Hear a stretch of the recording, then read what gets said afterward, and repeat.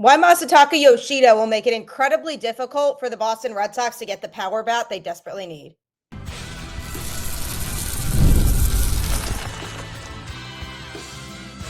You are Locked On Red Sox, your daily Boston Red Sox podcast. Part of the Locked On Podcast Network, your team every day.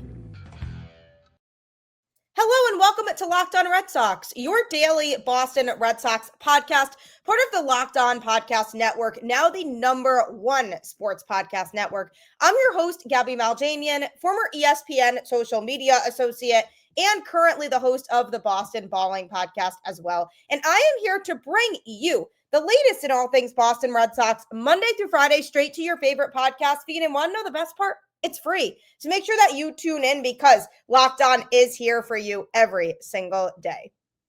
Today's episode is brought to you by FanDuel. If you want to be right in the middle of the action this season, visit FanDuel.com and place your NFL live bets all season long.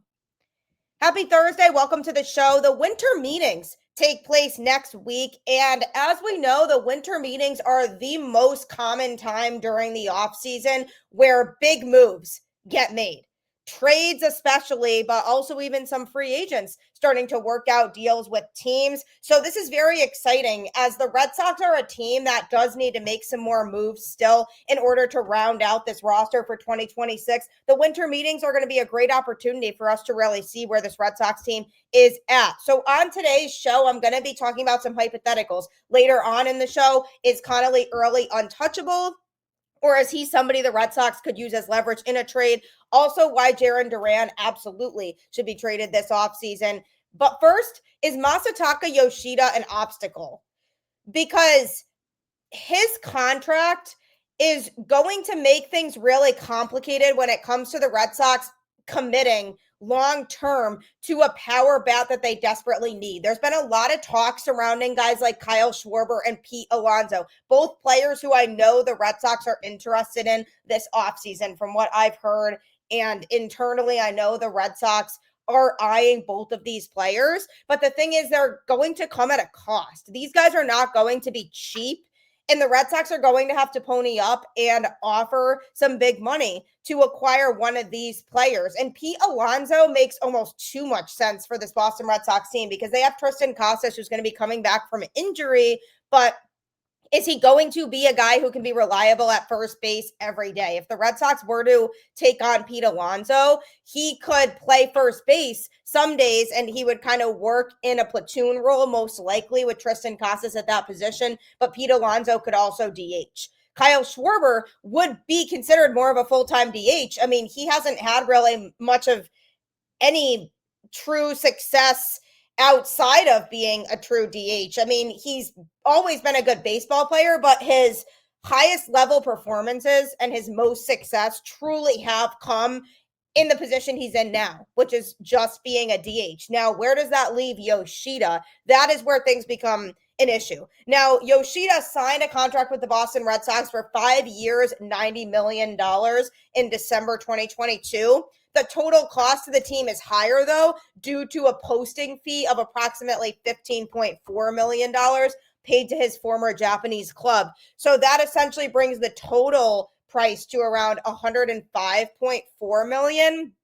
And the contract also does include certain clauses that affect his minor league status and potential trade options. Now, here's what we're looking at. There is a minor league clause in there that states that he cannot be sent to the minor leagues without his approval. So this gives him a lot of leverage and could make trading him even more complicated because if the Red Sox try to move him, the opposing team might say, well, why would we take on somebody who we won't be able to send to the minors unless he says we can? And what are the chances of him saying we can? Plus, why would we take on that expensive of a contract? The Red Sox have tried to trade him in the past, but they haven't had any success, likely because a trade is difficult due to that contract and how expensive it is.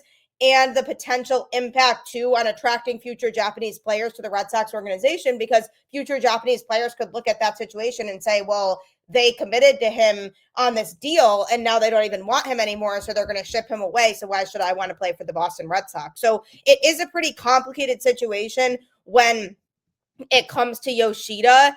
He's definitely had his struggles at the plate since he arrived in Major League Baseball in 2023. But when he's healthy, he has the potential to be one of the most consistent bats in the Red Sox lineup, which people who like to be optimistic about him like to cling to that fact. And he has shown potential, no doubt about it. I mean, look at the last month of the 2025 season and how much of a tear he actually went on. That version of him, if we could get that more consistently, would make this conversation a lot different. But the problem is we don't see that version of Yoshida consistently enough to really feel confident in his abilities to be the full-time DH without having somebody upgrade that position. The reality of his tenure overall with the Red Sox has been a lot of slow starts, injuries, and just overall inconsistency, which makes it really hard to justify the 5-year, $90 million contract that they gave him. So his contract really does not look good right now. He's played in just 303 games since 2023, and he's slashed a stat line of a 282 batting average, 337 on base percentage, and 425 slugging with a 762 OPS in that time. He's not a burner on the base paths either, and his defense isn't as sound as any of the Red Sox other outfield options, which is why they moved him to DH in the first place, because they didn't really want him to play defense. His on-base numbers from his time in the NPB, which is the Nippon Professional Baseball League that he came from in Japan, don't exactly match up with his results in Major League Baseball. He posted a career on base percentage of 421 over 7 seasons with the Oryx Buffaloes, and something changed once he got to Major League Baseball. And the problem is that something's not translating here in the majors, and he's just not consistent enough, and he hasn't been able to stay healthy consistently enough either. Not only is more money than necessary also tied up in his deal based on his performances, but his lack of defensive versatility also makes his place in the Red Sox lineup confusing, because he can't really play in the outfield alongside Gold Glovers, Cedar Rafaela, and Wilyer Abreu, while Roman Anthony's defense is so solid as well. But using him as the full-time designated hitter, as his pay indicates that he should be, if he's making that much money, he should be playing every day. That's pretty limiting to Boston's lineup and free agent pursuits, because what happens is if you have Yoshida roadblocking DH, then it makes it difficult to justify signing a guy like Kyle Schwarber or Pete Alonso. But there's no doubt about the fact that either one of those guys would be an upgrade to Yoshida at the DH position. So then the Red Sox are stuck in this mode of, well, what are we supposed to do? Because we could either take the L and just cough up the money and just sacrifice his playing time, and he just really doesn't play as much unless somebody gets hurt or has an off day or something and they want to put him in the lineup, because of the fact that he doesn't really have the same kind of defensive talent as the other outfielders do. They're certainly not going to sacrifice somebody else's defensive ability just to get him into games. But if the Red Sox want to be a World Series contender in 2026, they have to think about all avenues of what's going to improve the team. So naturally, a guy like Kyle Schwarber or Pete Alonso would help improve the team. But the thing is, because of the money that's tied to Yoshida, would the Red Sox even be willing to commit to something like that? So it's a really complicated situation. And Yoshida really does take up a spot on this Red Sox roster that's difficult to justify. Now, again, he's shown glimpses. I'm not denying that. And I'm not denying the fact that there's certainly talent there. But the problem is that he doesn't show enough consistency and efficiency to be able to sit here and be confident in his ability moving forward to be able to really justify that contract that the Red Sox gave him. And there was a lot of optimism surrounding Yoshida when he came to Boston, but one of the biggest things that he's missing that the Red Sox could get in a guy like Alonso or Schwarber is that power bat, the ability to hit home runs, because the Red Sox lineup right now significantly lacks home run heavy hitters, and that's something that they really need, and Yoshida hasn't been able to provide that kind of power that the Red Sox need in the lineup. So naturally it makes sense to try to replace him, but there are just so many implications to that, and it just becomes a really complicated situation when you're looking at where the Red Sox are at right now and what they need to upgrade the team, but he's just road blocking that position. And the Red Sox can either hope that he shows more consistency in 2026 and he carries over what we saw from him in the last month plus of the 2025 season. They can hope that, or they try to replace him with somebody who's a little bit more reliable. And if they do that, then in that case, they say, okay, we're replacing Yoshida with an Alonso or with a Schwarber, and the Red Sox just have to be prepared for what that entails and be prepared to say, okay, we're going to cough up this much money and we can still try to trade him. But in order for the Red Sox to trade him, they probably would still have to pay the majority of, or if not all of, his remaining salary. And that makes things complicated too, also because I just don't see another team justifying trading for a guy like Yoshida when he hasn't exactly put up the numbers overall that have matched up with the contract that he has. So if the Red Sox really want to trade him because they don't feel like there's a spot for him, they are going to have to also agree to eat a lot of or all of the money remaining. So that makes things really complicated here. And he could be a roadblock to a potential deal for a Schwarber or Alonso, but there's no doubt about the fact that those two players meet an exact need the Red Sox need. So they have to figure that out. But coming up, Jarren Duran should most certainly be traded this offseason. And I'm going to tell you exactly why. If you're ever looking to score last-minute tickets for any live event, whether that's a sporting event, comedy show, concert, you name it, Game Time, no doubt, is the place for you. With Game Time, you can track price drops in real time, get alerts when great seats open, and buy tickets the moment they hit the app. It puts the power back in your hands and makes going to the World Cup realistic instead of impossible. All you have to do is pull up the app, and the layout makes it so simple to scroll through matchups and compare seat views. It's great. The seat view feature is absolutely a game changer because you literally see what the pitch looks like from your exact seat before you buy to make sure you're not getting an obstructed view. Take the guesswork out of buying World Cup tickets and every match, concert, or event with Game Time. Download the Game Time app, create an account, and use code LOCKEDONMLB for $20 off your first purchase. Terms apply. Again, download the app, make an account, and use code LOCKEDONMLB for $20 off. Swipe, tap, ticket, go. Game Time. Game Time is the best ticketing vendor, I promise you, so download the app today. While the Boston Red Sox look to navigate their offseason, which hopefully will be a big offseason for them, they need to figure out who is worth trading. And Jarren Duran, no doubt, is going to be a piece that it makes a lot of sense for the Red Sox to trade this offseason. Why? Primarily because they have a lot of outfield depth right now. And it's a good problem to have. They have a great core of young outfielders that are hopefully going to continue to show improvement and continue to develop at the major league level. And that's all great for the Red Sox. So because they have an overflow of outfielders, somebody's going to have to be moved. And when you look at the set of outfielders that the Red Sox have, Jarren Duran feels like the odd man out right now. They are not going to trade Cedar Rafaela, who they offered a nice extension to and he accepted, and is arguably the best defensive center fielder in baseball. The Red Sox know how important defense is, and they know how difficult it is to play center field at Fenway. And they value that presence that he brings. So I don't see Rafaela being on the move. Roman Anthony, another obvious choice to not be moved. The face of the franchise, was the number one prospect in baseball before getting called up to the Red Sox for a reason. He's a guy the Red Sox absolutely are going to be looking to keep. No way he is going to be movable this offseason. Good defender, really talented hitter, and a guy who just has so much ability at the major league level. So that kind of leaves Jarren Duran and Wilyer Abreu, and to an extent, Masataka Yoshida, who I've already discussed on today's show, but they don't really consider him an outfielder anymore and more of a designated hitter because of the fact that his defensive ability just isn't there. That still leaves an odd man out. And Wilyer Abreu feels unlikely as well because of the fact that the Red Sox, again, really value defense.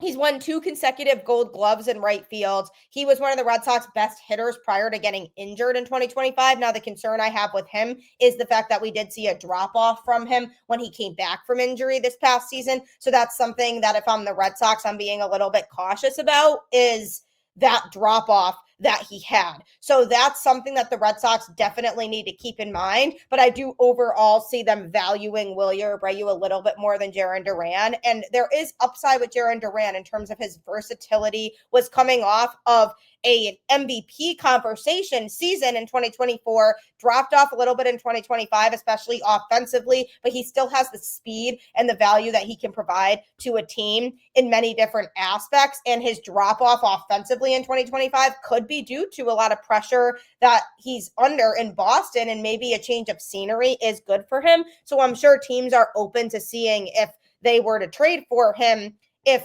he could perform a little bit better, because maybe he does need a change of scenery. So Jarren Duran is a player that the Red Sox no doubt should look to trade. And the rumors that they might trade him started back in early July, about the same time that Roman Anthony proved that he was not an overhyped prospect, but instead was tracking to be the superstar to lead the Red Sox into this next era. Because obviously when somebody gets called up to the majors, you don't really know how they're going to perform. You don't know how they're going to adjust to life in the majors. The game is a lot different than it is in the minors. You're seeing pitchers who could have been around the game for a while and could be among the best in the sport. It's just a lot different. The pressure is a lot higher. It's more high stakes. A lot more eyes are on you. So not every prospect is going to adapt well to that. And not every prospect is guaranteed to perform well at the major league level. But Roman Anthony answered any questions and hesitations. And so that automatically put Red Sox outfielders in trade conversations, because they know, okay, we have Roman Anthony here now for years to come. So the idea of trading Jarren Duran then became prevalent. It just so happened that the Red Sox were playing pretty solid baseball leading into the trade deadline, and Duran and Anthony were both key contributors in that run. And then Chief Baseball Officer Craig Breslow didn't want to break up his team's chemistry or momentum at the trade deadline, and the asking price for starting pitchers across the board was so high that most of the best ones wound up not getting traded anyway. So I'm sure Jarren Duran was in some discussions, and Craig Breslow was asked about him, but he basically said no, because we're playing good baseball and we have good chemistry going. I don't want to make any moves that involve giving up a current major league player. But now that it's the off season, he's not risking breaking up chemistry from during the season that they had established. So now it could be a different conversation. But Breslow ended up dodging a bullet by not dealing Jarren Duran in hindsight, since Roman Anthony suffered that left oblique injury that ended up being season ending on September 2nd. And Wilyer Abreu also missed 5 weeks down the stretch with a right calf injury. Obviously, there was no way to know any of that at the time, but looking back on it now, it's good that the Red Sox had Duran because of the fact that he was basically able to save that outfield during these injuries. But trading him makes a lot more sense now than it did then. And that's not even because of Jarren Duran. It's because of the depth that the Red Sox do have, and he's the perfect chip to fill a more pressing need, because the Red Sox already got Sonny Gray in a recent trade with the Cardinals, but the case can be made that the addition of Gray serves essentially as a replacement for Lucas Giolito, who's a free agent expected to sign somewhere else. So it still feels like the Red Sox do need that number 2 frontline starter to pair with Garrett Crochet, rather than just finding somebody to replace Giolito. Duran's combination of speed, power, and dynamic athleticism makes him an attractive commodity to many teams looking to spark their offense. And that's the thing, is you look at Jarren Duran and he's truly one of the most versatile players in the sport, which makes him attractive to other teams. And it wouldn't come at a huge cost. He recently avoided arbitration by signing a $7.75 million deal for 2026. So it's not like a team would be taking on this huge financial burden to trade for him. And he has 2 more arbitration eligible seasons left, essentially meaning that he can't test free agent waters until the offseason leading into the 2029 season. So that's also good news for a team looking to trade for him, is they don't have to worry about him up and leaving after a year. While Duran alone wouldn't land the Red Sox someone like Tarek Skubal, Joe Ryan, or Cole Reagans, he would be a strong foundational piece of the package. And that would also help the Red Sox solve a big need of getting that no doubt number 2 solidified starter to pair with Garrett Crochet, which would give the Red Sox rotation a big boost and could certainly be in the conversation as being a World Series rotation. And they're just moving on from somebody who is at this point a depth piece because they have that stacked outfield right now. The logjam still exists, though Breslow and Alex Cora both say that they could make the situation work going forward. That's the only thing they really can say. Like, they're not going to come out and say, yeah, we're going to trade one of them. It makes logical sense to move on from Duran because it's productive. Because if the Red Sox want to improve the team and address the areas of need, why try to keep all those outfielders around and try to deal with the obstacle of having to maneuver through and navigate how to get them all regular playing time when you can flip one of them for another area of need on this team? So obviously you want to field the best players out there. And if the Red Sox go into the season with the rotation that they have now, sure, it's better than it was in 2025, but it really does feel like they need that extra boost still to truly get into that next tier of taking the 2025 season a step further in 2026. So yes, there is the possibility of keeping all these outfielders, but it feels counterproductive because of the fact that the Red Sox could use one of those players to flip for a pitcher. And not only that, but Jarren Duran really should be playing center field. When he had his breakout season in 2024, he started 89 games in center and 71 in left field. And then he wound up as a Gold Glove finalist that year for his work in center. But last year, because of Cedar Rafaela, the tables turned as he was in left field for 129 starts and center for 22. It was so clear just watching him that he doesn't read the ball as well in left as he does in center. He made so many misplays in left, most notably a costly one in game 2 of the wild card series against the Yankees when he got a bad break on a routine fly ball by Aaron Judge and dropped it. So it feels like he looks more comfortable in center field and it's more natural for him. And it might not be a stretch to say that his offense in 2025 dipped below what it was in 2024 because he wasn't feeling that same level of confidence as a left fielder than he does in center. So the Red Sox can't really put him in center because they have Cedar Rafaela there. So they should try to trade him to a team that can put him in center. And then maybe naturally his offensive productivity will get back to what it was in 2024. So the Red Sox definitely are in a good position to trade him, and it just makes a lot of sense for the Red Sox to do so with where they're at this time. So we'll see if they do end up moving on from him. But coming up, is Connelly Early untouchable when it comes to trades? That's next. NFL Sundays move fast. One big play and suddenly everything feels different. That's what makes live betting with FanDuel so exciting. You're not just watching the game, you're reacting to it in real time. With FanDuel, you can place bets as the action unfolds. Every drive, every momentum swing, every highlight moment. Live betting is best when the game starts to shift. A receiver gets hot, a defense tightens up, or the momentum flips after a turnover. FanDuel lets you jump into the moment. Live spreads and money lines adjust instantly. Player props update as guys heat up. You can bet next touchdown scorers, drive results, totals, and more. It keeps you locked into every snap, every drive, every possibility.